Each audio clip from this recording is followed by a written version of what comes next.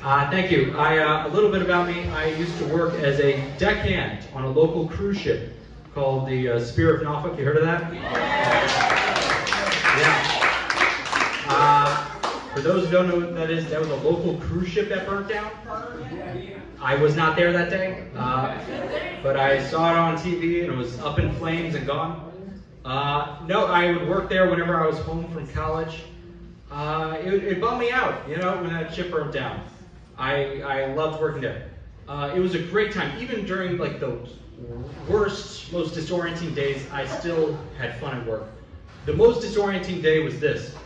There was a wedding ceremony on the ship, and the captain made me stand outside the ship to prevent people from getting on board part of the wedding party.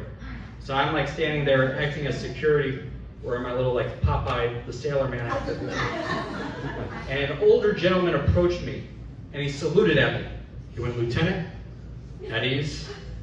I'm a military man myself." And I went, "Sir, I'm not in the military. This is just a commercial vessel." But he just kept on going. He was like, "Lieutenant, I was in Vietnam fighting the Koreans." I just want to say that again. He said, quote, "I was in Vietnam fighting the Koreans."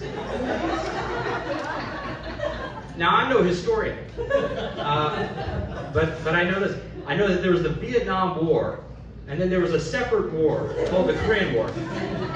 So I'm not exactly sure how that happened. But he just kept on going. He was like, "Lieutenant, what's your name, Lieutenant?" And I was like, "Sir, again, I'm not in the military. This is a commercial vessel. But my name's Charlie Cantrell." And he was like, "Charlie? Your name's not Charlie, your name's Chris, Lieutenant Chris." And he just called me Lieutenant Chris for some reason for the whole cruise.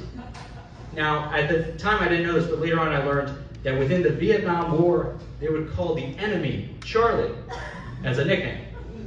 So he solved that problem. And but the entire time he was telling me that, I was so stressed out because I remembered this episode I saw on Dateline about stolen valor, where, you know, like men pretend as though they're in the military so they can go to the mall and pick up chicks. I was afraid I'd end up on that show. Next season on Dateline, a young college boy returns home to manipulate the respect of a veteran of the relatively unknown Vietnamese-Korean joint conflict.